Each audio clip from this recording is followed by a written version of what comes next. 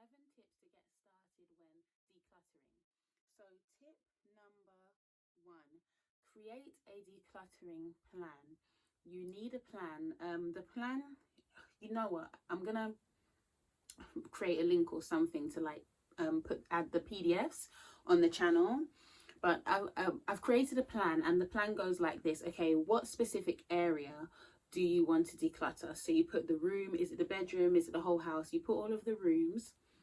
And the second thing is, what is your how do you want it to look, feel and function? How do you want the room to look, feel and function? So think about that before you start decluttering, because you really need a plan. You need to know where you're going. And the third thing is, what is your goal? What's your end goal? So you know the room. I want the room to feel like this. Okay, it's going to be an office space. I need to complete this by January before I start the new job. Okay, so that's really the first thing. The second one is, don't feel ashamed to ask help from your loved ones.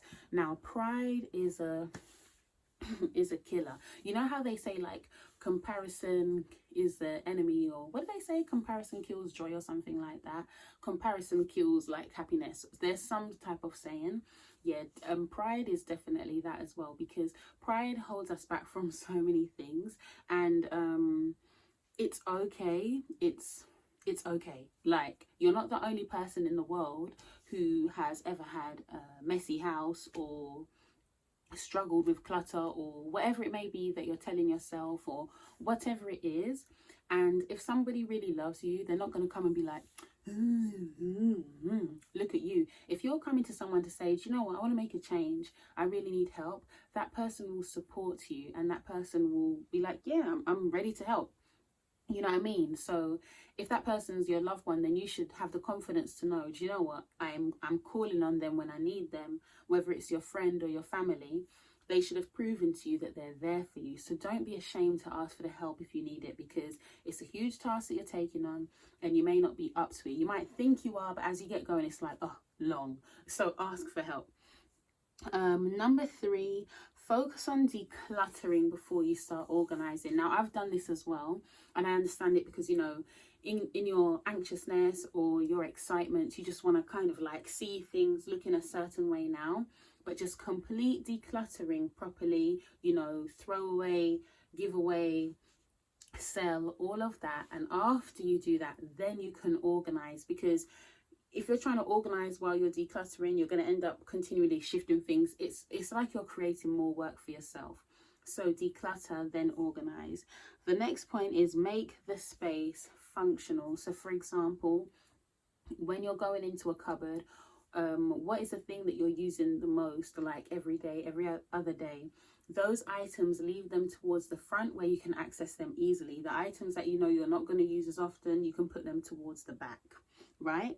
And the next point is that you will learn your own, oh sorry, and I forgot to say, make the space functional and safe. Safety is important. So, you know, keeping fire exits clear, keeping the windows clear and things like that. Okay, the next point is, you will learn your own organizing style. Don't just buy recommended storage solutions. Think of what is best for you. And you know, since the whole decluttering has become more popular in the last few years, I'm sure you all have seen as well, there's a lot more places selling different storage items, and then people naturally think, oh, I need that storage item. But if you haven't sorted through your stuff, you're just finding a new place to put things, and it will just attract clutter. It's like a clutter magnet sometimes, these storage items. So what I would say is, like, just fully make sure you use, like, you know, I've seen people use shoe boxes. I mean, well, yeah, I've seen people use shoe boxes and fold their clothes and put them in the shoe boxes.